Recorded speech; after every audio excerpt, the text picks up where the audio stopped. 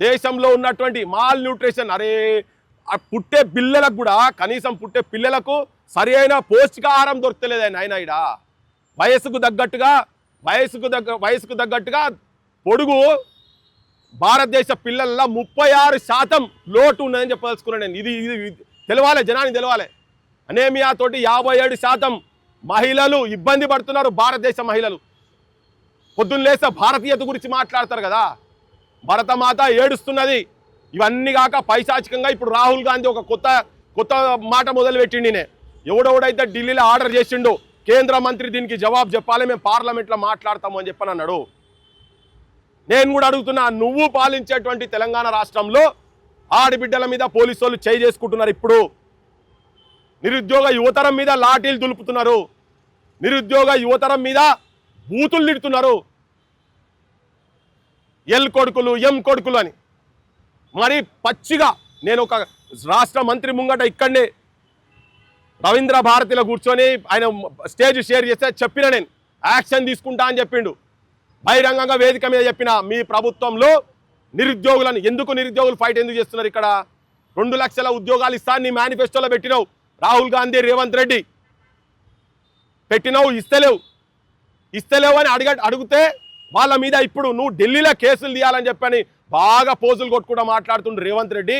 నేను జనానికి చెప్పేది ఏంటంటే, ఈయన రేవంత్ రెడ్డి పని ఎట్లున్నది, రేవంత్ రెడ్డి నువ్వు ఈ రాహుల్ గాంధీ పని ఎట్లున్నట్టే, సంపినోడే సంతాప సభలు అన్నారు కదా, సంపినోడు సంతాప సభ కాదు, సంపినోడే శవయాత్రలో పాల్గొంటుండు, సంపినోడే నినాదాలు ఇస్తుండు. ఇప్పుడు నేను ర్యాలీ పెట్టిండుగా ఈడ 5 గంటల సేపు ట్రాఫిక్ను మొత్తం జామ్ చేసి హైదరాబాద్ అంతా ఆగమాగం చేసి మా బోటలో ముట్టిగా రోడ్డు మీద వచ్చి కూర్చుంటామంటే కూడా తీసుకుపోయి బొక్కల వారేస్తారు కదా.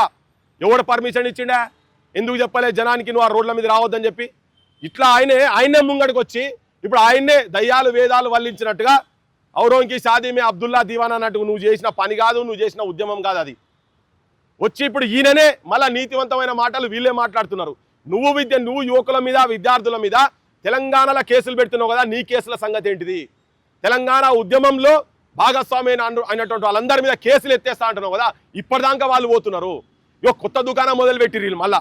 కేంద్రంలో బీజేపీ వాళ్ళు, ఇక్కడ కాంగ్రెస్ వాళ్ళు, బీఆర్ఎస్ వాళ్ళు, బీజేపీ వాళ్ళు కూడా.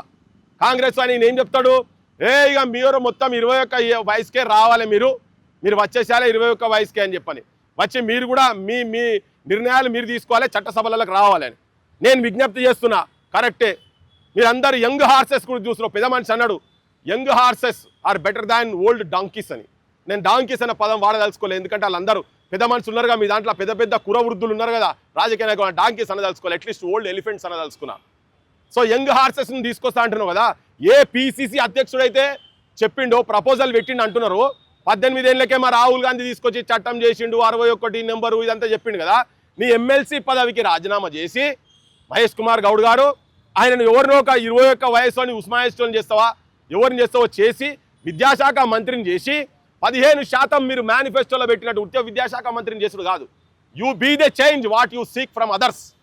రేవంత్ రెడ్డి నువ్వు చేసి ఆయనను ఎమ్మెల్సీ పదవికి రాజీనామా చేసి పిసిసి పదవి ఉంచుకోమని చెప్పు.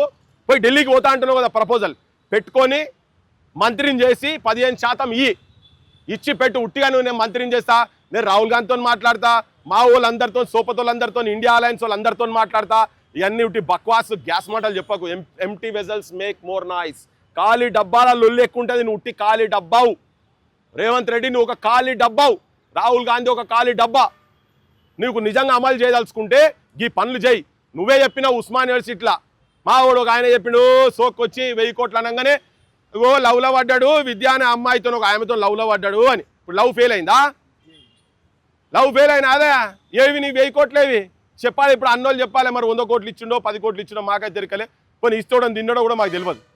రిక్రూట్మెంట్ లేదు కదా, ఇవన్నీ ఈయనని అడగకుండా ఈయననే చేసి ఈయననే దొంగతనం చేసి వాళ్ళ పార్టీలో దొంగతనం చేసి మందిని దొంగ అంటున్నారు. ఇవి ప్రతిపక్షాలు చేయాల్సినటువంటి ఉద్యమాలు. మీరు చెప్పారు కదా 152 పేపర్ లీక్లని, ఆ 152 పేపర్ లీకులు రాహుల్ గాంధీ గారు ఇప్పటి నుంచి నువ్వు దాని మీద వాడు నిన్ను అడిగేటోడు లేడని అనుకోకుండ్రి. కొత్త బిచ్చగాడు పొద్దెడగడు అన్నట్టు ఇక మా వాళ్ళు మొదలైనరు బీఆర్ఎస్ వాళ్ళు సందులో సాడమియా లెక్క వచ్చి వాళ్ళు కూర్చొని వాళ్ళు కూడా మాట్లాడుతున్నారు. వాళ్ళు పెద్ద లీక్ వీరులు, వాళ్ళు గ్రీక్ వీరులు కాదు ఆయన, మీరు పెద్ద లీక్ వీరులు. మీ దాంట్లో అపాయింట్మెంట్లు మామూలు అపాయింట్మెంట్లా సిగ్గు లేకుండా చెప్పిండుగా కేటీఆర్ నేను చేసేది ఏమన్నా కంప్యూటర్ ముంగట కూర్చొని ఇట్లా కొడతారే నేను కొడతాను ఐటీ మినిస్టర్ అయితే నేను చేసేది ఉన్నా ఏమన్నా అని మాట్లాడినోనివి ఎట్లా సిగ్గులేదు మరి ఇప్పుడు వచ్చి నువ్వు రాజీనామా చేయి అంటున్నావు. నేను జనానికి చెప్పేది ఏంటంటే వీళ్ళందరూ కలిసి కట్టున్నటువంటి దొంగల ముఠా ఇది రాజకీయ వ్యవస్థ మొత్తం ఇంక్లూడింగ్ బీజేపీ స్టేట్ బీజేపీ